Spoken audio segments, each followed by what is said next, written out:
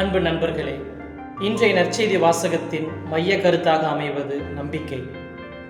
ஆண்டவர் இயேசு கிறிஸ்துவனுடைய சீடர்கள் எங்கள் நம்பிக்கையை மிகுதியாக்கும் என்று கேட்கின்றார்கள். அதற்கு இயேசு கிறிஸ்து கடுகின் விதையளவு நம்பிக்கை இருந்தாலே போதும் என்று அவர்களுக்கு கூறுகின்றார். இதன் மூலமாக நமது நம்பிக்கையின் அளவை சீர்தூக்கி பார்க்க ஆண்டவர் இயேசு கிறிஸ்து இன்று நம்மை அழைக்கின்றார். கடுகு விதை உலகிலேயே மிக சிறிய விதை. இருப்பினும் அதை பேணி வளர்த்தால் மிகப்பெரிய மரமாக அது மாறும்.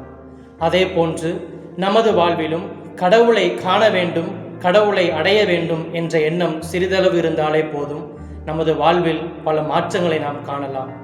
நம்பிக்கையை நமது ஆயுதமாக கொள்வோம், வாழ்க்கையில் முன் செல்வோம்.